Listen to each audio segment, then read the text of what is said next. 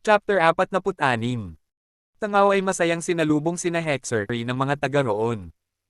Kung dati ay sa malaking bahay sila tumutuloy sa tuwing pumupunta sila doon, sa pagkakataong ito ay sa isang maliit na bahay sa dulo ng isla mamamalagi ang magkasintahan.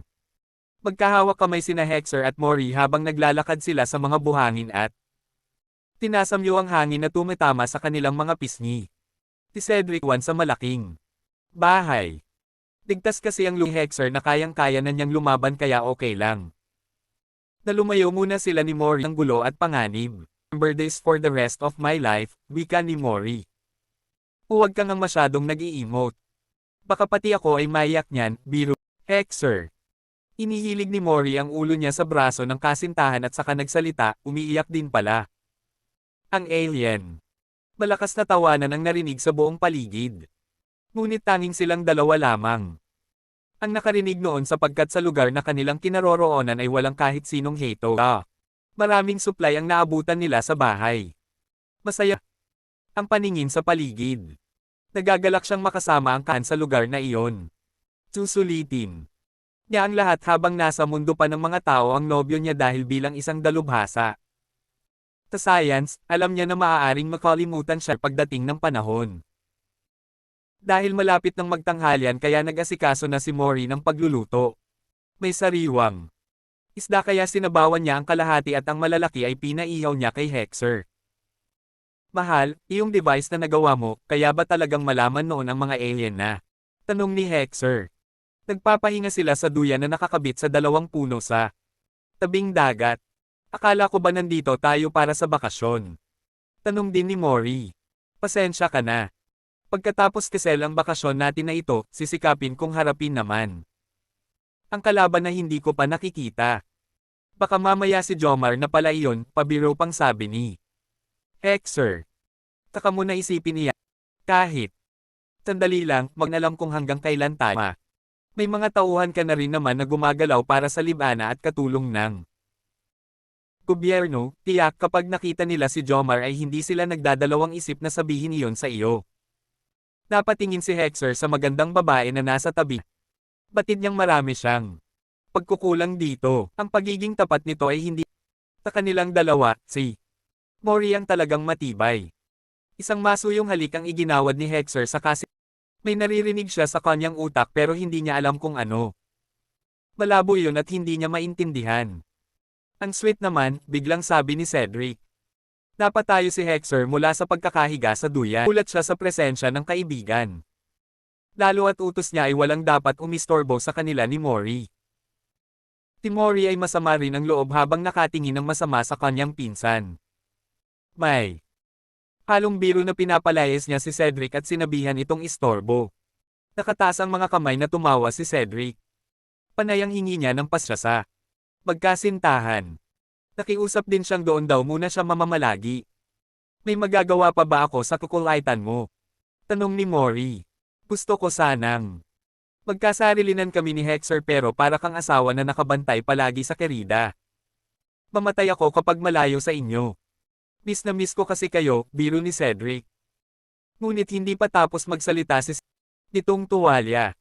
Tumawa naman ang lalaki sa kakornayhan niya. Dumating ang gabi, habang nasa harap ng apoy ang tatlo at nag-uusap-usap ay biglang na pupunta daw siya ng banyo. Nakita ni na Hexer at Mori ang pag-alog nito ng ulo niya. Nagtataka na tinanong nila ang lalaki ngunit ngumiti lang ito at nagsabi na inaantok na siya. Nagkatinginan ang magkasintahan ngunit walang nagsalita sa kanila. Ilang saglit pa ay nakaramdam si Hexer ng labis na pagkahilo. Tinulungan siya ni Mori na makapasok ng bahay upang matulog na. Sa loob ay naabutan nila si Cedric. Tulog na tulog ito sa upuan na kahoy at panay ang ungol. Hindi malaman ni Mori ang gagawin lalo at nahihilo rin ang inaalalayan niya. Hoy, mga alien! Huwag niyo akong takutin, kabado na sabi ni Mori. Pinaupo niya si Hexer sa tapat ng hinihiga ni Cedric. Pagkatapos ay nilapitan niya ang kanyang mahal, tawag ni Hexer kay Mori. Natatarante naman na lumapit si Mori sa kasintahan niya. Hindi niya alam ang gagawin. Napapasigaw na siya sa sobrang takot at panay na rin ang lakad niya palabas at papasok ng Bahay. Ilang saglit pa ay payapa na ang dalawang lalaki. Lumapit si Mori kay Hexer at itinapat niya ang hintuturo sa ilong ng kasintahan. Tiningnan niya kung humihinga pa rin ba ito. Nang makatiyak na ayos lang si Hexer ay sunod niyang. Nilapitan si Cedric at tulad kay Hexer kanina ay tiningnan niya rin ito kung buhay pa. Uupo na sana si Mori sa upuang bakante nang bigla niyang makita na parehong dumudugo ang ilong ng magkaibigan. Napatalo ng paulit-ulit si Mori sa labis na takot. Dahil hindi niya alam ang gagawin kaya napasugod siya sa dilim upang humingi ng tulong sa mga kasama na nasa malaking bahay. Tandaan ay walang pagod na humihiyaw ng tulong si Mori hanggang sa naapakan niya ang isang kobre na hindi niya nakita dahil sa labis na dilim ng tinatahak niya. Tinuklo nito ang binti ng dalaga. Sa malaking bahay ay naabutan ni Mori na masayang nagiinuman ang mga Hatos na naroon. Agad siyang humingi ng maiinom dahil nakakaramdam siya ng matinding uhaw. Subalit, nang sinabi niya na natuklo siya ng ahas ay hindi siya binigyan ng tubig ng mga Hatos. Pinunit ng isang lalaki ang damit nito at agad iyong itinali sa hita ni Mori. Ubod iyon ng higpit ngunit hindi ininde ng dalaga. Nanginginig ang buong katawan niya habang tinitingnan ang nangangislap na talon ng kutsilyo na hawak ng lalaki. Iniwan ng Hatos ang bahagi na natuklo subalit hindi nakaramdam ng sakit si Mori. Nakita niya na lang na sinisipsip ng lalaki ang sugat niya. Ang mga Hatos ay napasugod sa bahay kung nasaan sina Cedric at Hexer. Nasabi kasi ni Mori na kailangan ng tulong ng dalawa ngunit hindi niya nabanggit kung bakit. Samantala, sa bahay kung saan naiwan sina Hexer at Cedric ay magkaharap na nagtititigan ang magkaibigan. Masama ang tingin ni Hexer sa best friend niya at wala namang plano na magsalita ang isa. Kanina pa tayong dalawa rito, magsasalita ka ba? Sino ka bang talaga? Galit na tanong ni Hexer. Hindi ako ang pwedeng sumagot niyan. Malalaman mo kung lala mo. Ako. Nandyan ako sa puso mo, nandyan ako sa isip mo. Magkasama tayo palagi. Dise tayo, sabi naman ni Cedric. Sino ka bang? Teka. Ikaw yung kasama ko sa labanan. Ikaw yung tinig na naririnig ko. Napatayo si Hexer at napalingon sa paligid. Bigla niyang naalala si Mori. Nagtataka siya na sa kanyang paggising ay hindi niya agad naisip si Mori pagkatapos niyang mapanaginipan o maalala ang Feroe at ang mga nilalang dito. Nasaan si Mori?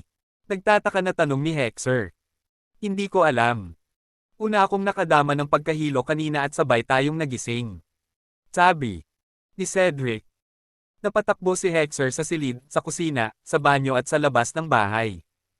Para siyang nasisira ng ulo habang isinisigaw ang pangalan ni Mori. Matindi ang kabog ng kanyang dibdib. Grabe ang takot na nararamdaman niya. Boss. Tawag ng isang Hato na galing sa malaking bahay. Kumusta po kayo? Hanapin niyo si Mori. Utos ni Hexer. Nasa malaking bahay po siya, boss. Ano? Sabay na tanong ni na Hexer at Cedric. Paano siyang nakarating doon? Tanong ni Cedric. Tumugod siya roon para humingi ng tulong. Akala namin ay may mga kalaban dito. Boss. Nagkatinginan sina Cedric at Hexer. Walang nakaimik sa kanila pero pareho ang nasa isip nila. Agad na nagdesisyon si Hexer na tumawid sa kabila para sunduin ang kasintahan. Tumama rin si Cedric pabalik sa bahay. Hindi niya matindaan ang nangyari kanina ngunit nananalangin siyang sana ay maalala na siya ni Hexer para mabawasan ang paghihirap nilang magkaibigan. Habang tumatagal kasi ay parehong nalalagay sa alanganin ang mga buhay nila. Nang makarating sa malaking bahay ay saka lang nalaman ni Hexer ang nangyari kay Mori. Nasuntok niya pa ang Hatos na kausap niya kanina dahil hindi nito nabanggit ang kalagayan ng kasintahan niya. Bahagyang nangangitim si Mori pero nakakangiti na ito. Subalit ayaw ipagsapalaran ni Hexer ang buhay ng kasintahan niya kaya kahit sinabi ng isang Hatos na magiging okay na ang dalaga ay agad silang lumipad pabalik ng libana kung saan naghihintay na ang manggagamot. Mahigpit ang kapit ni Mori sa kamay ni Hexer. Hindi niya makakalimutan ang nakita niya sa magkaibigan. Kaya kahit mahina siya ay nagtataka siya na parang walang nangyari sa Dalawa. Taheto compound ay agad na inasikaso ng doktor si Mori. Tina Cedric at Hexer naman ay muling magkaharap. Gulong-gulo ang isip ni Hexer at si Cedric naman ay nagdarasal na sana ay maging okay na ang lahat. Pare, sabihin mo na kung sino ka, turan ni Hexer. Hindi talaga kita maalala. Pasensya na, pare. Huwag kang mag-alala, karamay mo ako palagi. Umalis na si Cedric at bumalik na sa bahay na tinitirahan nila pero hindi pa rin mapakali si Hexer. Nang nanghihina siya sa ngaw ay nakita niya ang kanyang mga kalokohan sa Feroye.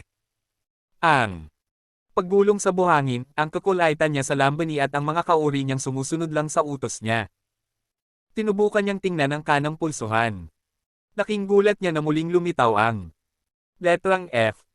Mabilis siyang lumapit sa doktor at ibinilin si Mori sa mga ito. Gusto niyang tamantalahin ang pagkakataon na makausap muli si So kaya malalaki ang mga hakbang niya. Pabalik sa tinitirahan. Nang malapit na siya sa bahay niya ay may liwanag na muli na namang bumagsak.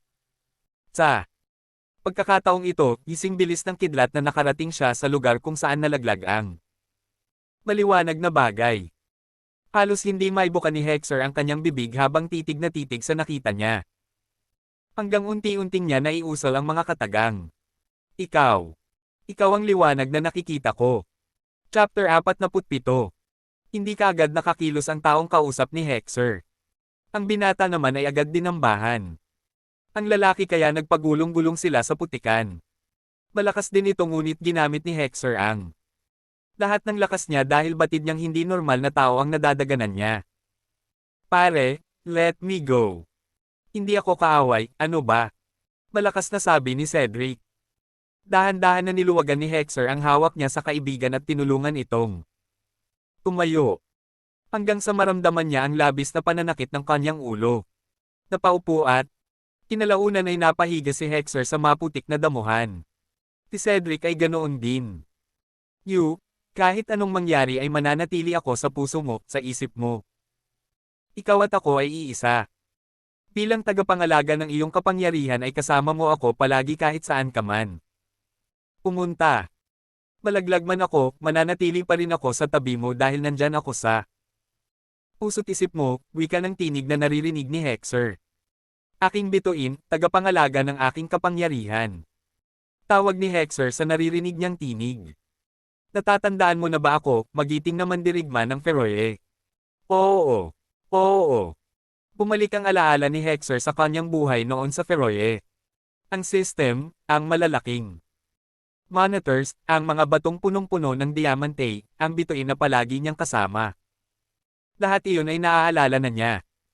Pamatak ang malakas na ulan subalit sina Hexer at Cedric ay nananatiling nakahiga sa damuhan, kapwa walang malay sa daigdig ng mga tao ngunit dinadala sila ng kanilang isip sa mga alaala ng Feroye. Tapulang daigdig ay sumasayaw sa tuwa ang bituin dahil nagawa niyang proteksyonan ang kapangyarihan niyo habang kalaban nito ang mga nilalang na galing sa ibang planeta na nang ahas pasukin ang Feroye. Panayang papuri sa kanya ng mga kapwa bituin na tagapangalaga ng kapangyarihan ng mga Feroian kaya naman pinakikitaan niya sila ng kanyang galing sa pag-ikot-ikot sa ere. Kasing kulit ka rin ng iyong binabantayan, sabi ng isang bituin. Tingnan niyo si Yo, ayon. Sumasayaw din. Kahit sino na lang ay hinihila at binubulabog. Hindi niya titigilan ang kapwa. Pero iyan hanggang hindi siya sinasamahan. Ang kulit niya kaya palagi siyang napapagalitan ni So, turan ng isa pang bituin. Magpakasaya rin tayo. Makisaya tayo kinayo, sabi ng bituin sabay ikot-ikot sa ere. Lumabas ang maliwanag na si So at sa isang iglap ay naging tahimik ang mga Feroian. Mabilis na nagtago naman ang bituin sa likuran ni Yo. Kapag pinarusahan tayo, kokontrolin ko ang kapangyarihan mo, banta ng bituin kay Yo. Subalit hinampis lang niyo ang bituin na lagi niyang kasama. Umikot-ikot naman ang bituin habang pinagsabihan ni Sosio na nangangatwiran pa. Kabuong Feroye ay likas na. Makikita ang Feroian at bituin na magkasama. Ang sinumang mawalan ng bituin ay mawawalan. Din ang ilaw ang rainbow rays o ang sinumang humina ang ilaw ng rainbow rays ay malalagasan. Dinambituin hanggang sa makahanap ulit ng bagong kapalit upang alagaan ang lakas at kapangyarihan ng isang Feroian. Ngunit hindi ganon kadali ang magkaroon ng panibagong bituin kaya dapat alagaan ng bawat isa ang kanilang tala dahil posibleng hindi niya na makuha ang dati niyang lakas at mailagay siya sa pinakamababang antas. Hanggang dumating ang digmaan ng mga Feroian at Huruan. Sa kabila ng mainit na bakbakan ay hindi si Yu iniwan ng kanyang bantay na bituin kaya ng aksidente niyang napindot ang buton ay kasama niya ang kanyang bituin na tumawid sa mundo ng mga tao. Samantala, sabay na sumanghap sina Hexer at Cedric. Napaupo si Hexer sa damuhan at ilang minuto rin na nakayuko lang habang iniisip ang nakaraan niya. I'm sorry, pare. Ang tagal kong naging gago. Naniwala akong isa kang kalaban subalit.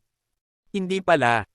Ikaw pala ang bituin na gumagabay sa aking kapangyarihan, mahinang sabi ni Hexer. Ayos lang iyon. Ikaw pa rin naman si Yu at kahit kailan ay hindi kita pababayaan, sagot ni Cedric. Kapwa basa ng ulan ng dalawa kaya mabilis silang umuwi sa tinitirahan nila. Tinabihan ni Hexer ang kaibigan na mag-uusap sila pagkatapos maligo. Nang magkaharap na ang dalawa sa silid na nagsisilbing meeting place ng Hatos ay mataman ni na Hexer at Cedric na tinitingnan ang isa't isa. Kailan mo pa nalaman na ikaw ang aking bituin?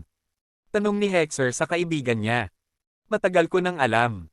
Lumalabas ka kasi palagi sa mga panaginip ko kahit noong bata pa. Ako. Akala ko nga dati ay bakla ako kasi hindi ako mapakali kapag hindi kita nakikita. Hanggang pumunta ka ng Japan.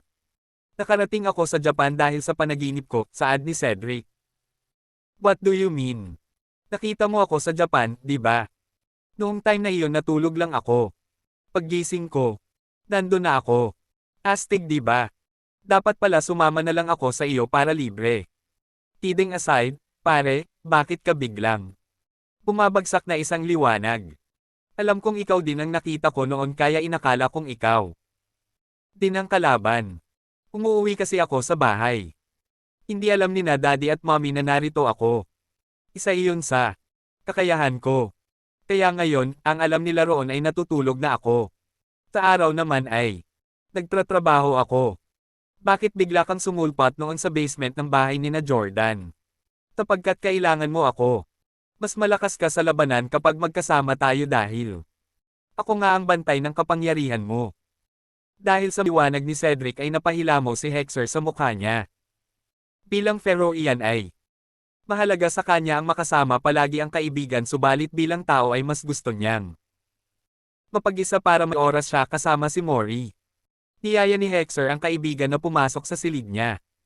Inilabas niya ang AHX-2 machine upang makausap nila si So.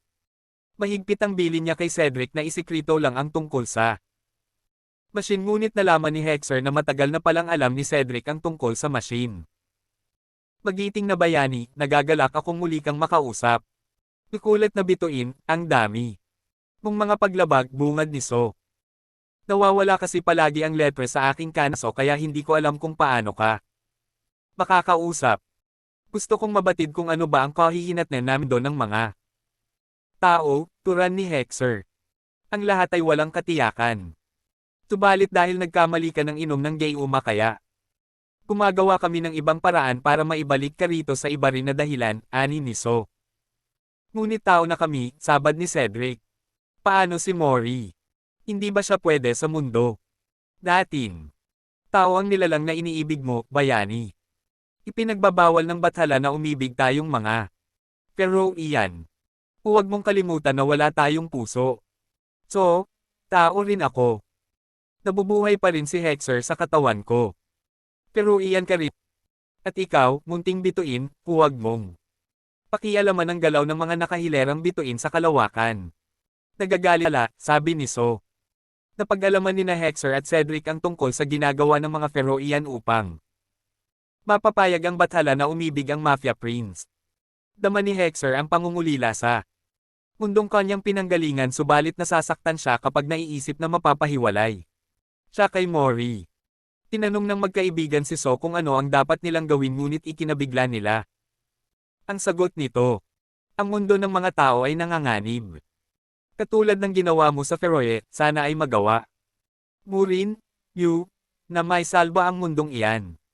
Ikaw, munting bituin, ay may malaking papel na gagampanan. Maging matalino kayong dalawa pagtatapos ni So. Nang matapos makausap si So ay muling bumalik si Hexer sa kinaroroonan ni Mori. Si Cedric naman ay naiwan sa bahay.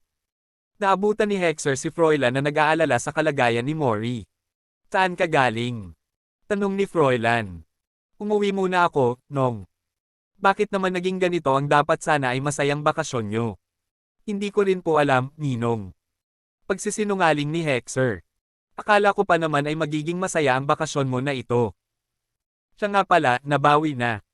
Kay Jomar ang pera pero malaki na ang nabawas. Ang mahalaga ay nakuha natin muli ang pera. Nasaan po pala ang isang iyon? Hindi pa rin lumilitaw, sagot ni Froilan. Marami pang mga napag-usapan ang magninong, mga plano para sa mga susunod nilang mga operasyon at maging ang mga hakbang nila para unti-unting mamuhay ng payapa sa Libana. Nang magising si Mori ay agad niyang hinanap si Hexer. Ang binata na natulog lang sa couch ay agad na lumapit sa kasintahan. Awang-awa siya dahil sa sugat na nilikha ng tauhan niya sa binti ni Mori. Okay ka lang ba? Tanong ni Mori. Dapat ako ang nagtatanong niyan sa iyo, sagot ni Hexer. Mahal, natakot ako sa inyo ni Cedric. I'm sorry, sambit ng binata. Tisikapin kong hindi na maulit. Hexer, laban lang, ha? Huwag kang susuko. Umiikbi si Mori habang nagsasalita. Napapikit si Hexer. Hindi niya gustong masaktan ang babaeng pinakamamahal niya pero iyon na ang nangyayari. Kasabay ng pag-iyak ng kasintahan ay ang pangako ni Hexer sa sarili na mas pipili niya ito kaysa sa Feroe. Wala akong mga magulang doon na babalikan, samantalang rito ay may babaeng nagmamahal sa akin, may ninong akong hindi bumibitaw at may mga taong kahit hindi ko man kadugo ay mahal ako, sabi ng isip ni Hexer. Pipiliin ko na lang ang daigdig na ito ng mga tao kahit batid kong may kamatayan dito. Tila nahulaan ni Mori ang nasa isip ng kasintahan. Inaplos niya ang mukha nitong nakatunghay sa kanya at saka nagsalita, kung kailangan mong mamili sa akin o sa Feroe. Piliin mo kung saan ka higit naliligaya. Handa naman kitang bitawan kung makakabuti iyon sa lahat. Alam kong may tungkulin kang dapat gampanan at hindi kita pipigilan. Hindi na napigilan ni Hexer ang umiyak. Tumulo ang luha niya sa nakahigang kasintahan. Wala na siyang pakialam kung sabihin ng iba na mahina siya. Pinyunas ni Meroe ang luha ng kasintahan sa kakinausap niya si Hexer ng masinsinan. Ang akala ni Hexer ay nabingi lang siya ngunit totoo na humihingi si Mori ng isang buwan na nang upang makasama siya. Akala ko ba, walang susuko sa atin? Anong nangyari? Tanong ni Hexer. Kung hindi ako lalayo sa iyo, baka dalawa kayo ni Cedric na mawala sa akin. Iyong nakita. O kagabi ay palatandaan na dapat na akong bumitaw. Hindi nakakibo si Hexer. Tinatanong niya ang sarili kung pipigilan niya ba si Mori o hahayaan na lang ito para sa kanilang kaligtasan. Chapter 48. Nang lumakas na si Mori ay muli silang bumalik ng Ngao. Kasama si Cedric ay sinikap ng magkasintahan na sulitin ang mga oras. Hindi rin sila tumitigil sa pagdarasal. Katulad nila ay ganoon din ang ginagawa ng mga Feroian. Habang wala ang malaking buwan ay kinukulit nila ang bathala habang nakatago sila sa kanilang mga bahay. Tiso ay sa lambanin na naghihintay ng muling pagpapakita ng malaking buwan. Pinapanood niya sa malaking monitor ang kasalukuyan na ginagawa ni Mori, Hexer at Cedric. Natutokso na siyang galawin ang mga balit hindi niya kayang ipahamak ang mas nakararami na Feroian. Katulad ng mga kauri niya ay panay ang tawag niya sa bathala para magbago ang pasya nito. Gusto ni So na muling makabalik ng Feroe ang kanilang magiting na mandirigma, subalit hindi niya matis ito sa tuwing nakikita niya ang lungkot sa mga mata nito. Batid bayani at anang pasya nito ay iyon ang makakabuti para rito. Dahil sa bilis ng ikot ng Feroe sa araw kaya mas mabilis ang bilang ng mga Feroian ng taon kaysa sa mundo ng mga tao. Sa bawat pagtago ng malaking buwan ay hindi nila nakakalimutan na alalahanin ang naganap na digmaan sa pagitan ng Huruan at Feroian. Kamuling pagpapakita. Ng buwan ay lalabas sila upang ipagdiwang ang kanilang tagumpay sa labanan na iyon at upang alalahanin ang kabayanihan niyo. Ngayon, ang kaligayahan ng kanilang bayani sa mundo ng mga tao ang kanilang pinakahihiling. Wala silang plano na bumigay dahil naniniwala sila na ang kabutihan ng bathala ay ipapamalas din nito. Samantala, sa mundo ng mga tao ay masayang naliligo sa dagat ang magkasintahan. Si Cedric ay nakikipaglaro naman ng baraha sa mga hetos. Mahal, sa loob ng isang buwan, gusto kong magkaanak tayo, walang kagatol-gatol na. Sabi ni Mori. Biglang natigilan si Hexer at napamulagat siya kay Mori. Kahit kailan ay hindi siya nagtangka na angkinin ng kasintahan dahil sa hindi niya pa maintindihan ang kanyang katauhan. Kahit agresibo si Mori ay kinokontrol niya ang sarili para sa kapakanan ng nobya niya. No. Kung magkakaanak man tayo, I will never let you go. Hindi rin ako pumapayag sa isang buwan na iyan. Hindi mo lang alam kung gaano akong nasaktan noong nagdesisyon akong ilayo ka sa akin. Hexer, inilalagay na natin sa kapahamakan ang isa't isa. Ikaw ang may sabi na mas gusto mong mamatay na magkasama tayo kaysa mabuhay na mag-isa ka lang. No. Hindi ka lalayo. Papatayin ko ang sino mang tutulong sa iyo para makaalis. Kasatabi ko. Hindi ako nagbibiro, Mori. Pagkasabi noon ay mabilis na umahan ng tubig si Hexer. Walang pakialam na iniwan niya si Mori. Paulit-ulit siyang tinawag nito ngunit lumingon lang siya para sabihan itong sumunod na. Tasilid ay sinuntok ni Hexer ang pader. Dahil sa sobrang emosyon ay lumabas ang lakas niya. Nabutas ang pader kaya nagulat siya. Hindi niya akalain na magagawa niya iyon. Pare, kontrolin mo ang emosyon mo, sabi ni Cedric. Sumunod pala ito sa kanya nang hindi niya namamalayan. Makakasakit ka ng tao at masasaktan mo rin ang sarili mo kapag nagpatuloy ka na ganyan. Lumabas ka, pare. Labas. Tigaw ni Hexer. Mabilis na sumunod si Cedric at pinuntahan nito si Mori. Hindi pa rin nakakapagbihis ang dalaga at tumutulo ang suot nito sa silid pero nakaupo ito sa sahig, yakap ang sariling tuhod. Habang umiiyak, Mori, ibinalik kita kay Hexer dahil naniniwala ako sa kapangyarihan ng pag-ibig ng mga tao. Huwag mo siyang bitawan. Hindi ko makontrol ang kapangyarihan niya at kapag nagtuloy-tuloy ito ay baka ikapahamak niya. Kahit nasasaktan ka na, kumapit ka pa rin sa pag-ibigan niyo, wika ni Cedric. Mas tama bang kumapit pa ako kahit both of us are already risking each other's now? Cedric, mahal ko siya. Mahal na mahal ko siya. Kung ako lang ang mamatay dahil sa kanya ay pipiliin kong manatili sa tabi niya. Ngunit iba ang sitwasyon kung ako ang magiging dahilan ng kamatayan niya, mo at ng sarili ko, umiiyak na sabi ni Mori. Maniwala ka sa kapangyarihan ng pag-ibig. I am willing na isakripisyo ang buhay ko rito sa mundo ng mga tao kung magiging masaya kayong dalawa. Tandaan mo iyan. Ngunit hanggang pwede pa, mananatili ako sa tabi niya bilang bituin na gabay niya. Sana ganun ka rin, dahil ikaw ang pag-ibig at mas makapangyarihan pa rin ang puso mo kasya sa taglay na kapangyarihan namin galing Feroye. Dahil sa mga sinabi ni Cedric ay nagliwanag ang isip ni Mori. Bigla niya tuloy na sabi na hindi lang tanglaw ni Hexer ang pinsan niya kundi nagbibigay din ito liwanag sa kanya. Mabilis na tumayo si Mori. Walang lingon-lingon na iniwan niya si Cedric at tumungo siya. Tasilid na tinutuluyan ni Hexer. Agad na tumabad sa kanya ang butas sa pader. Kumabog ang kanyang dibdib ngunit walang pag-aalinlangan na hinawakan niya ang doorknob at pinahit. Iyon. Biglang napangat si Hexer ng kanyang ulo.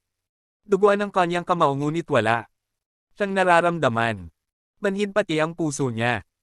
Walang siyang kibo habang tinitingnan ni Mori ang sugat niya. Bumalik na muna tayo ng libana para matingnan ng doktor ang sugat mo, sabi ni Mori. I'm okay. Leave me alone. Grabe ang galit na nararamdaman ni Hexer kaya mas gusto niyang iwan siya ni Mori. Galit. Dahil sa kapalaran niya, sa buhay na meron siya at sa pag-ibig na parang pinaglalaroan siya. Tahalip na sumunod ay lumuhad si Mori sa harapan niya. Isang mapanoksong halik ang ibinigay nito sa kanya. Kung kanina ay tumataas baba ang dibdib niya dahil sa galit, ngayon ay Dahil na sa matinding pagnanasa, ang galit ay unti-unting naglaho. Kumalma ang nagre-revolusyon na daibdib ni Hexer. Napalitan iyon ng matinding pananabik na may kasamang mahinang ungol. Subalit nang maramdaman ni Mori na maayos na ang kasintahan niya ay bahagya siyang lumayo rito. Basa tayo. Baka magkasipon tayo pareho. Magpalat na muna tayo. Hugasan mo rin ang kamay mo, lalagyan ko ng gamot. Pagkasabi noon ay lumayo si Mori kay Hexer. Ayaw ko pa. Din palang magka-baby. Masaya ang ganito lang tayo. Mahinang tawa nagpinakawala ng Mafia Prince. Gusto niyang bawiin ang kanyang sinabi. Kanina ngunit sa mundong walang katiyakan, ayaw niya munang dagdagan pa ang alalahanin ng kasintahan niya. We're not going to give up each other. Do you hear me, Mori? Loud and clear, mahal. I'm sorry. Yamakap si Mori kay Hexer pagkatapos niyang humingi ng tawad dito. Ang binata ay natutokso naman na halikan ulit ang nobya kaya siya na ang kusang lumayo rito. Pagkatapos ng away nila ay nanambalik sa dati ang magkasintahan. Malaya silang nagtampisaw sa dagat, nakisalamuha sa mga hatos, at sinulit ang mga araw na lumilipes. Isang malaking milagro na walang nangyaring kakaiba ng mga panahon na iyon. Lulubog lilito ang letrang F sa braso ng binata. Nakasanayan na niya ang ganoong pangyayari sa buhay niya kaya hindi na siya nagtataka pa. Ang dapat sana ay isang linggong bakasyon ay naging 2. Isa si Cedric sa mga humikayat sa magkasintahan na magtagal pa sa ngaw. Naging malapit kasi ito sa mga tao roon. Bukod doon, natutunan niya na rin kontrolin ang kapangyarihan niya na makapunta sa isang lugar ng ubod bilis. Makalipas ang 2 linggo, isang imbitasyon ang nadatnan nina Hexer at Mori nang bumalik sila ng Libana. Galing iyon kay Donald. Kasama rin sa inimbitahan nito ang dating mayor ng kanilang syudad. Walang pag-aalinlangan na nagdesisyon si Hexer na pupunta sila ng Vinso Compound. Subalit habang binabagtas ng grupo niya ang Buntad Street ay may nakita silang mga kakaiba. Ang mga tao ay normal na namumuhay subalit may kung ano sa kanila na hindi maipaliwanag ni Hexer. Pinatigil niya ang sasakyan at bumaba siya.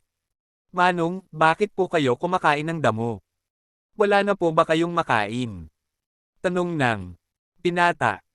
Subalit ang mukhang bangkay na lalaking tinanong ni Hexer ay hindi sumagot. Lumagpas lamang ang tingin nito sa kanya. Nagtataka na napatingin din siya sa iba pang mga tao. Dahil sa takot na baka biglang atakihin siya ng mga tao ay agad siyang pinapasok ni Froilan sa sasakyan. Napakunot noon na lang ang binata nang mapansin niya ang mga pagbabago sa mga tibilyan sa kalsada. Mag-obserba nga kayo, utos ni Hexer. Something is wrong here. Baka nakainom ng droga ang mga ito na tumarget sa kanilang mga utak. Kung mga simpleng drugs lang, hindi ganyan ang epekto sa tao.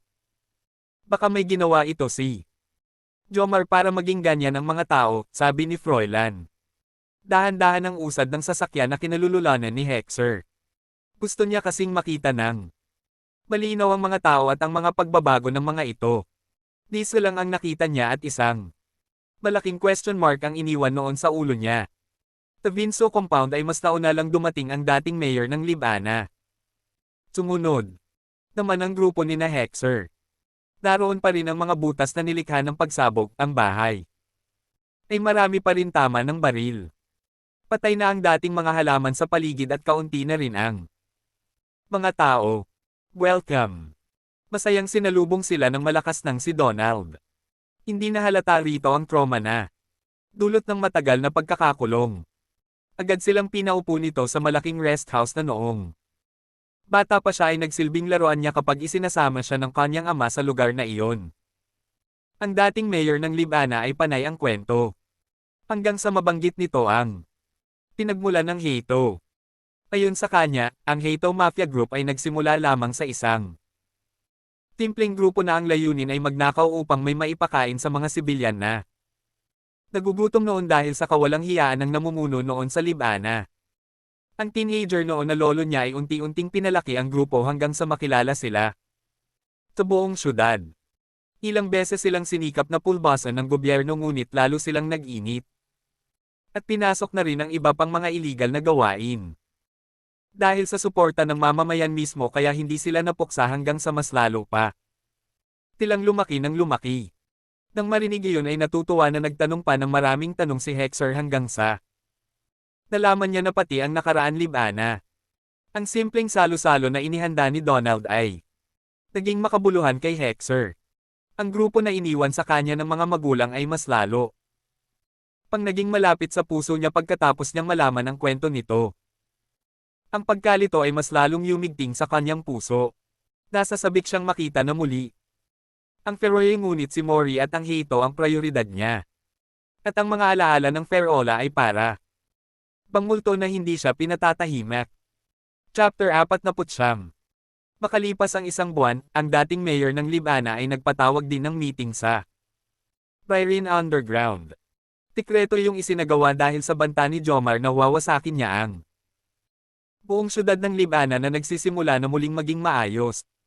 Sa pagpupulong ay naroon din si Donald bilang pinuno ng Vinso. Tanging sa Noah lang ang wala. Hindi kasi iyon ipinabatid kay Jomar dahil siya ang rason ng pag-uusap na iyon. Bakit dito natin ito isinagawa? Tanong ni Donald. Sapagkat ito ang pinakaligtas na lugar, sagot ng dating mayor. Ligtas tayo rito dahil tayong tatlo lang dito sa loob at sa labas naman ay naroon ang mga bantay natin. Subalit kapag nagkaroon ng gulo, pwede tayong makulong dito ng walang kalaban-laban, katwiran ni Donald. Marami ng dugo ang kumalat dito at baka isa tayo sa sumunod sa mga namatay dito. Hindi mangyayari iyan. Marami tayong mga tauhan sa labas. Tinabihan mo naman siguro ang mga tao mo na kapag may gulo, sabihan agad tayo. Tama ba, Donald? Depensa naman ng dating mayor. Napatangu-tango si Hexer na nakikinig lang sa pagtatalo ng dalawang kaharap niya. Hindi siya kinakabahan sa meeting na iyon dahil bukod sa kakaiba niyang liksi, lakas at talino sa pakikipaglaban ay alam niya ang mga pasikot-sikot ng Ryrene Underground. Pero iba si Donald. Kapasin-pansin ang hindi niya pagiging komportable sa lugar. Napilitan lang siya dahil kay Hexer. Naiintindihan ni Hexer kung bakit ganoon na lang ang takot ni Donald. Sa ilang taon na nakulong ito sa basement ng Vinso ay binago noon ang personalidad ng lalaki. Nang maging kalmado na si Donald ay nagsimula na silang talakayin ang ginagawang gulo ng mga miyembro ng Sanoa. Ang walang dahilan ng mga pagpatay at maging ang pagnanakaw nila sa mga nagsisimula pa lamang bumangon ng mga mamamayan ng Libana. Paano natin mapipigilan ang kapangahasan ng mga miyembro ng Sanoa? Tanong ng dating mayor at ngayon ay siya muling itinuturing na leader ng Libana. Dakpin si Jomar at ubusin natin ang mga tauhan niya, suhestyon ni Donald. Subalit napakahirap nilang hulihin at patayin dahil magagaling silang lahat, sabi ng dating mayor. Kung may alam kayo kung nasaan si Jomar, sabihin nyo. Malaki rin ang utang niya sa akin, sabi ni Hexer. Ang problema ay hindi nga malaman kung nasaan siya. Subalit batid kung siya ang dahilan sa mga nagaganap sa mga tao ngayon ng Libana. May pinamigay daw ang grupo niya sa mga tao ng Sinquan Street. Isang pagkain na hindi alam ang pangalan. Nang makain iyon ng mga tao ay nag-iba silang bigla. Base sa investigasyon ay may ingredients na droga ang mukhang tinapay dahilan para mabaliw ang mga tao, mahabang pahayag ng dating mayor. Anong klaseng droga iyan at naging parang mga hayop ang mga tao sa Libana? Tanong ni Hexer. Diyon din ang inaalam ng mga awtoridad. Kayo ba sa hanay nyo ay may alam na gamot na pwedeng maging ganito kagrabe ang epekto sa tao? Wala, Mayor. Isang malaking palaisipan din sa akin ang mga nagaganap. Akala ko nga ay gawa ito ng hindi tao, sagot ni Hexer. Ano naman ang gagawa ng ganyan na hindi tao? Engkanto. Tanong ni Donald. Nagkibit balikat si Hexer. Hindi siya makapagsalita tungkol sa mga bagay na alam niya. Kung siya lang din ang tatanungin ay ayaw niya na sanang sumama sa meeting na iyon pero dahil sa payo ni Marie kaya naroon siya. Nagkasundo ang tatlo na tulong-tulong sila para malaman ang mga ginawa ni Jomar para maging parang mga baliw ang mga tao sa Libana. Binigyan din ng suhestyon ni Hexer ang dating mayor ng Libana na utusan ng mga tao na huwag nang tumanggap ng kahit anong pagkain mula sa ibang tao. Mula sa Ryrene Underground na dati ay pinaglalabanan ng kung sino ang pinakamagaling na grupo sa Libana ay dumiretso si Hexer sa labas ng syudad kung nasaan ang mga inilipat nilang mga mamamayan. Tagusali na kanyang ipinatayo ay nakaabang sa pagdating niya ang mga Hatos na nasabihan na tungkol sa kanyang pagbisita. Boss, natutuwa kaming dumalaw kayo, salubong sa kanya ng engineer na gumawa ng gusali. Kumusta kayong lahat dito? Tanong ni Hexer. Maayos po kami, boss. Nakakapamuhay din ng maayos ang mga tao dahil sa negosyo na binigay mo. Mabuti naman. Wala bang nangyayaring kakaiba rito? Wala po, boss. Kinausap din ni Hexer ang mga tao at ganoon na lang ang tuwa ng mga ito nang makita ang taong tumulong sa kanila upang makawala sa labis-labis na takot at gulo sa Libana. Bawat palapag ay binisita niya. Ang mga pamilya ay masayang sinalubong ang pinuno ng Hato. Yamakap pa ang mga bata sa kanya. Pagkatapos ng maghapon niyang lakad ay patampata ang katawan niya ng humigasa. Kama. Timori ay humalik lang sa kanya kanina at muling bumalik sa silid kung saan patuloy niyang inaaral ang makinang ginawa niya upang magamit sa pagtukoy ng mga bagay na galing sa ibang planeta. Si Cedric ay nadaanan niyang nag-e-ensayo kasama ng elite force nila. Kumaway lang ang best friend niya at hindi na siya pinansin pa. Sa silid ay masusing pinag-aaralan ni Hexer ang mga nagaganap sa Libana, habang nakahiga siya. Tatagal na ng Hato Mafia Group ay wala pa siyang alam na gamot na kayang gawing parang hayop ang tao. Jomar, ikaw ba si Zero? Pero bakit? Paano? Tanong ng isip ng binata. Nakatulog si Hexer kakaisip at mag-aalas-10 na ng gabi nang magising siya. Ang maingay na tawanan sa sala ng bahay ang nabungaran niya. Masayang nanunood sina Cedric at Mori. Ngunit hindi nakaramdam ng saya si Hexer nang makita sila. Sa mga nagaganap sa mundo ng mga tao, hindi niya alam kung hanggang kailan niya makikita ang ngiti sa labi ng 2 taong mahal niya. Hindi siya sigurado sa darating na bukas at kahit pero iyan siya na may lakas at kapangyarihan ay nalulungkot siya sa isipin na baka tuluyan ng mawala ang mundo ng mga tao katulad ng mga daigdig na sinakop din ng huruan. Tinabayan ni Mori na kumain ang kasintahan niya. Nakihampang din si Cedric pero hindi naman ito kumain. Nakikipagharutan lang ito na parang bata kina Hexer at Mori. Anong napag-usapan niyo? Tanong ni Mori. Tungkol kay Jomar at mga ginagawa niya sa labas at loob ng Libana, sagot ni Hexer. Mahal, may gamot ba na pwedeng gamitin para maging katulad ng hayop ang mga tao? Sa naimbento mong gamit, nakikita mo ba kung nasaan ang mga alien o mga nilalang na nandito? Kamundo ng mga tao. Wala akong alam na ganyan na gamot. Kahit ang mga magulang ko ay walang nagawang ganyan. About sa second question mo, hindi ko malaman ang lokasyon nila. Ang machine ay para sa malalapit lamang, sagot ni Mori. Baka pwede ko na iyan gamitin, hirit ni Hexer. Subalit hindi umimik si Mori. Ilang araw na niyang tinatanong ang kasintahan tungkol sa makina ngunit bigla na lang itong magsasalita na marami pa siyang dapat ayusin sa machine. Sa tingin mo ba si Jomar ay si Zero? Tanong ni Cedric. Diyon ang nasa isip ko, pag-amin ni Hexer. Susubukan kong hanapin siya, presente ni Cedric. Hindi. Hindi ka kikilos dahil kapag nawala ka ay wala rin ako. Hayaan mong ang mga militar at Vinso na lang ang gumawa niyan. Hindi muna tayo magpapalabas ng tao.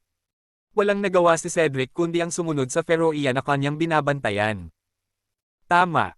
Si Hexer. Kapag may nangyari sa kanyang masama ay maaapektuhan din ang kapangyarihan. Dito. Nang gabing iyon ay nagdesisyon si Hexer na samahan si Mori sa silid nito habang pinag-aaralan ng kasintahan niya ang posibleng gamot kontra sa nasa katawan ng mga taga-Libana. Ayon sa dalaga ay hindi iyon nakakahawa kaya hindi magkakaroon ng problema. Ang mga taong hindi pa nakakakain ng pinamigay ng grupo ni Jomar na pagkain. Sobrang init ng pakiramdam ni Hexer habang pinagmamasdan niya ang kasintahan.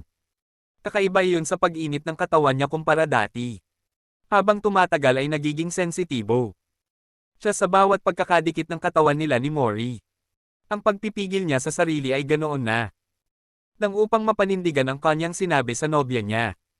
Subalit ang lakas ng puwersa ng pagnanasa na nararamdaman niya ay nilalamon ang kanyang katinoan. Palibhas na nakasuot lang ng manipis na sando at maikling short ang kasintahan kaya para siyang inaakit nito. Napahingi tuloy siya ng tubig dito. Ayos ka lang ba? Tanong ni Mori. Bakit parang hindi ka mapakali dyan? Pagkaabot niya ng tubig ay mabilis niya itong ininom. Pakiramdam niya kasi ay nanunuyo ang kanyang lalamunan. Si Mori naman ay naghihintay lang ng sagot niya. Sa aking silid na ako matutulog na sambit niya. Akala ko ba ay magdamag mo akong sasamahan rito? May problema ba tayo? Magtataka naman na tanong ni Mori. Wala. Baka hindi ko lang kasi mapigilan ang sarili ko na angkinan ka ngayong gabi. Pagtatapat ni Hexer. Mahal, I am willing to give myself to you. Gusto ko ngang magkaanak tayo bago pa tayo magkahiwalay. Kung sakali kasing babalik ka ng Feroe, may anak kang maiiwan sa akin, sabi ni Mori. Ang pagnanasa na nararamdaman ni Hexer ay biglang naglaho. Napalitan iyon ng lungkot na hindi maipaliwanag. Wala sa isip niya ang muling bumalik ng Feroe kahit naroon pa ang mga kalahi niya. Maaaring makasarili ang desisyon niyang iyon pero ang taong nagmamay-ari ng katawan niya ay hindi niya rin pwedeng baliwalain. Pumalik si Hexer sa noo ng kasintahan sa kalumabas ng silid. Nakasalubong niya ang isang tauhan at nagulat ito sa kanya. Boss, may mga pagpatay na hindi po maipaliwanag sa isang bahagi ng Libana, malapit sa sementeryo, sabi ng lalaki. Anong klaseng pagpatay iyan? Wika ni Hexer. Ang mga taong naging parang hayop ay bigla na lang pong namamatay paglipas ng ilang linggo. Nang dinala po sila sa hospital ng Hito, nawawala po ang isang bahagi ng utak nila. Hindi ko alam kung anong tawag doon pero ganoon daw, boss, ang nangyayari. Hindi ordinaryong tao ang may gawa nito, nasabi na lang ni Hexer. Ang pagiging Feroian niya ay naghuhumiyaw. Hanggang sa parang may isang maliit na tinig. Ang biglang nagsalita sa utak niya. Kung babalik ka ng Feroe ay matatapos din ang kaguluhan sa mundo ng mga tao, wika nito. Napamulagat si Hexer sa tauhan niya at bigla niya itong sinakal. Hindi naman makahinga. Ang lalaki na takot na nakatingin sa bus niya. Sino ka? Anong klaseng nilalang ka? Galit na tanong ni Hexer sa Hatos na sinasakal niya. Chapter 50. Halos mapatid ang litid ni Mori dahil sa matinding sigaw. Tinundan niya si Hexer dahil nag-aalala siya sa pagiging tila balisa nito. Ang nakita niyang eksena ay nagpatindig ng balahibo niya. Mabuti na lang at nakinig ito sa kanya na bitawan ang tauhan nito. Why are you hurting your men? Tanong Mori. I heard him say something na hindi katanggap-tanggap, katwiran ni Hexer. Nasaan na si Cedric? Nasa silid niya. Tatawagan ko ba? Tanong ni Mori. No. Ako na ang bahala. Malalaki ang mga hakbang na binaybay ni Hexer ang pasilyo patungo sa silid ni Cedric. Pagdating sa tapat ng pintuan ng kwarto ng binata ay agad na kumatok si Hexer. Nakita niya. Kasi nabukas pa ang ilaw sa silid ng kaibigan niya.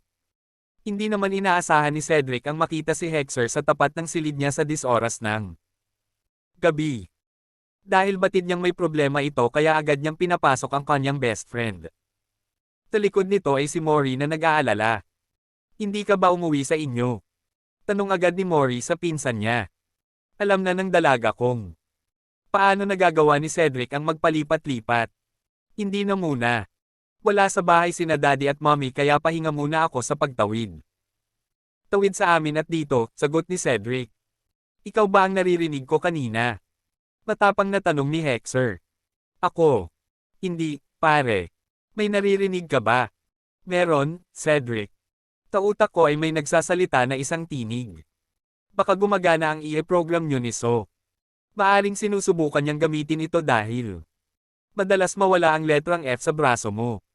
Ngayong bumalik na ang kapangyarihan mo, baka kasama iyon sa muling bumalik sa iyo. Madalas nyo kasing gamitin iyan ni So noon. Baka iyon din ang rason kaya akala mo ay nababaliw ka na, pang-asar ni Cedric. Napakurap-kurap si Hexer. Matagal niyang nakalimutan ang tungkol sa special na kakayahan niyang iyon bilang Feroian. Kung totoo man ang sinabi ni Cedric ay masaya siya. Kahit hindi siya bumalik ng Ferola ay okay lang dahil may paraan siya para makausap ang pinuno ng Feroian. Nang gabing iyon ay hindi nakatulog si Hexer. Pilit niyang pinagaganya ang kanyang utak. Pero hindi niya magawa. Hindi niya kasi matindaan kung paano niya magagawang makausap si. So gamit ang isip niya lamang. Timori ay nag-aalala sa kasintahan kaya hindi rin siya nakatulog ng gabing iyon. Binabuti. Kasi ni Hexer na matulog ng mag-isa sa silid nito. Sa pag-aakala ng dalaga na mahimbing naang. Pinata sa isang silid habang siya ay hindi mapakali kaya naiinis na panay ang belang-belang niya. Takama. Kinabukasan, kapwa bagong ligo na ang dalawa nang lumabas ng silid. Hindi sila nagkikibuan dahil sa magkaibang rason. Nagtatampo si Mori dahil sa tila pambabalawalan ni Hexer samantalang si Hexer naman ay inisip kung paano niya mapapagana ang program niya. Wala namang World War III, ano? Tanong ni Cedric sa dalawa. Ano? Naguguluhan na tanong din ni Hexer. Nasa hapag sila at kapansin-pansin ang labis na katahimikan. Hindi iyon nagustuhan ni Cedric kaya nagbigay agad siya ng komento. Nang magkasarilinan ay sinuyo ni Hexer ang kasintahan. Hindi niya gusto na sama-sama ang loob nito. Palibhasa likas sa dalaga ang pagiging mapagpatawad kaya ilang saglit lang ay okay na sila. Nang araw na iyon, una sa listahan ni Hexer ay dalawin si Carl. Ilang linggo na rin itong humihingi ng pagkakataon para makausap siya. Kahit nagkasala ay gusto pa rin ni Hexer na bigyan ng tiyuhin niya ng oras. Kasama sina Cedric at Mori ay tumungo sila sa kulungan, sa dulo, malapit sa pinaglibingan ng kanyang mga magulang. Isang payat na lalaki ang agad na nakita ng grupo. Para siyang isang basang sisiw. Kumusta ka rito, uncle? Tanong ni Hexer. Maayos naman ako rito. Mabuti at naisip mong dalawin ako. Gusto kasi kitang makausap. Sabi ni Carl. Tungkol saan ang pag-uusapan natin? Nananansya na tanong ni Hexer. Gusto kong makipagkasundo sa iyo, walang paligoy-ligoy na sabi ni Carl. Wala tayong dapat pag-usapan tungkol dyan. Dapat mong pagbayaran ang mga kasalanan mo sa samahan at hindi iyon mabubure ng pakikipagkasundo mo sa akin, matatag. Nasabi ni Hexer. Kahit ba sabihin ko sa iyo kung nasaan ang alien na sumisira ng Libana? Tanong ni Carl. Pare-parehong naging parang tuod sina Hexer, Cedric at Mori. Hindi sila makapaniwala na may alam si Carl lalo at nakakulong ito. Duda tuloy si Hexer sa mga bantay sa kulungan kong. Sino ang nagbibigay ng impormasyon sa tiyuhin niya? Sabihin mo muna sa akin kung nasaan siya at kapag napatunayan kung totoo ang sinabi mo ay pagbibigyan ko ang hiling mo, pagkuwan ay sabi ni Hexer. Ngunit humalaklak lang si Carl at tila baliw na naglalako lang. Ginugulo niya ang utak ng prinsipe ng Hatos. Napatingin naman si Hexer sa tiyuhin niya at duda siyang alam nga nito ang totoo. Hindi ako naniniwala na pagbibigyan mo ako, sabi ni Carl. Katulad ka rin ng ama mo na. Tuso at walang isang salita, sigaw ni Carl. Kung ayaw mo sa kondisyon ko, tapos ang usapan. Sabi din ni Hexer. Okay. Hindi ko naman kawalan ito. Humisi si Carl. Kayong mga alien din naman ang mahihirapan. Anong sinabi mo? Tanong ni Cedric. Sumabad na ito sa usapan dahil sa alien na sinabi ni Carl. Bakit? Totoo naman na alien kayong dalawa ni Hexer, di ba? Kahit anong tago nyo ay alam iyan ng mga Hatos. Takot lang sila kaya sumusunod sila sa iyo, Hexer, pero ang totoo ay isinusuki ka ng mga tao rito sa Hato compound, pahayag ni Carl. Dahil sa mga sinasabi mo ay mas tamang ang mabulok ka na lang rito, sabi ni Hexer. Tabay talikod. Pagkagaling sa kulungan ay nakasalubong ni na Hexer, Cedric at Mori si Froilan. Nang malaman nito kung saan sila galing ay pinagalitan sila nito, lalo na si Hexer na parang anak na ang turing nito. Dahil tingin ni Hexer na panahon na para malaman ni Froilan ang totoo ay nagtapat na siya sa ninong niya. Ayaw din kasi ng binata na paglihayman pa ang isang tao na naging mabuti sa kanya. Huwag kayong paapekto sa mga ganyan na bagay. Walang naniniwala sa kanya na alien. Anong kalokohan iyan? Hindi naman alien ang mga magulang mo. Simula pagkabata ay Kilala ko na sina Miguel at Catherine kaya huwag mong hayaan na talunin ka ng mga sabi-sabi. Na alien ka, litanya ni Froilan. Inayla ni Hexer ang ninong niya at nag-usap sila ng masinsinan sa silid na madalas nilang pagmitingan. Tina Cedric at Maury naman ay naghihintay lang sa labas ng kwarto. Pero totoo na hindi ako tao, ninong. Isa akong Feroian na napunta lang sa mundo ng mga tao. Dahil si Cedric ay bituin ko kaya noong napindot ko ang buton ay kasama ko siyang nadala. Dito sa mundo ng mga tao. Dalawa kami ni Cedric na napunta rito gamit ang FE-01. Tira na ba ang ulo mo katulad ni Carl? Kung ano-ano na lang ang sinasabi mo, galit na. Wika ni Froilan. Ninong, iyon ang totoo. Namumuhay pa rin naman si Hexer sa katawan ko pero ang pagiging Feroian ko ay tinatalo siya. Kung ganoon, hindi ka alien. Gago ka ba? Galit na tanong ni Froilan. Hitos ka at anak ka. Tina Miguel at Catherine. Huwag mong palabisin na Feroian ka dahil kung totoo man na. Ganyan nga ang isa mong pagkatao, tao ka pa rin. Huwag mong kalilimutan iyon. Pero, ninong, Feroian talaga ako at may lahi akong alien. Tanggap niyo pa rin ba ako? At bakit hindi? Kung totoo iyang sinasabi mo, Feroian ka dahil iyan ang nasa isip mo pero ang totoo ay tao ka, umiibig, nasasaktan. Ang alien ba marunong noon? Hindi. Pinabaliw ka lang ng mga nagsasabing alien ka. At kung may lahi kang ganoon, ayos lang dahil hindi maitatanggi. Nalaman at dugo ka ng mga kaibigan ko. Dahil sa narinig ay kumalma si Hexer. Isa iyon sa matagal nang inaalala ng binata, kung paano sasabihin sa mga kasama o kakilala nila ang tunay niyang pagkatao. Lumipas ang ilang araw na puro pagpatay ang nakikita at nababalitaan sa Libana. Ang mga scientist ay nagsasagawa na rin ng sarili nilang imbestigasyon bukod pa ang ginagawa ng mga awtoridad. Maraming tao ang natatakot para sa kaligtasan nila at ng kanilang pamilya. Habang tumatagal ay dumarami ang bilang ng mga biktima. Ngunit hindi lang Leon ang inaalala ng lahat.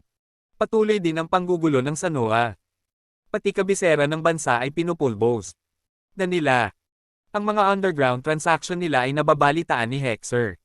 Dahil palaipat-lipat si Jomar kaya hindi nila ito mahuli. Tapalagay din ni Hexer ay ginagamit nito ang kapangyarihan. Kaya hindi nila mahanap-hanap. Boss, isang pamilya po sa loob ng compound ang namatay. Ilang araw na pala silang kumakain ng damo at hindi iyon napapansin ng mga kasama natin, ulat ng isang Hatos. Parang bomba yung ibinagsak kay Hexer. Pinangangalagaan niya ang kanyang mga tao at hindi niya gusto na may mabibiktima sa mga ito ni Zero. So, ano ang dapat kong gawin? Totoo bang kapag umalis ako rito sa mundo ng mga tao, ay matitigil na ang lahat ng ito? Maaring ngunit walang katiyakan, sabi ng tinig sa utak niya. Pinipilit ka ng kalaban na. Lumabas kaya ganyan ang mga nagaganap sa mundo ng mga tao. Nagulat si Hexer. Totoo ngang gumagana ang EA program sa utak niya. Hindi nga lang iyon.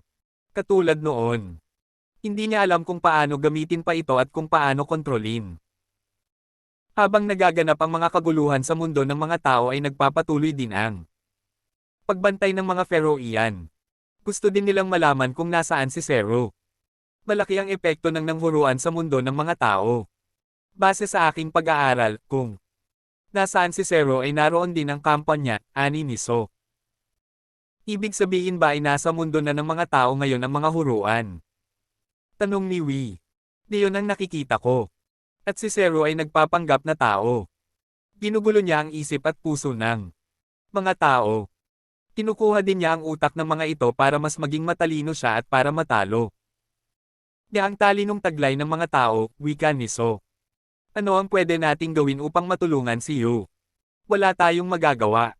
Pinaputol ng bathala ang ginawa kong program para nakausap natin si Yu kaya sinubukan ko na lang ang iya. Nakadepende sa laban ngayon ni Yu ang kinabukasan niya bilang tao at Feroian, paliwanag ni So.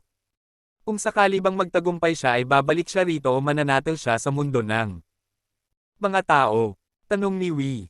Tibathala lamang ang nakakaalam ng sagot sa tanong na layan. Labis na minamahal ng Bathala ang daigdig ng mga tao kaya pagkakataon na ito niyo upang patunayan ang sarili niya.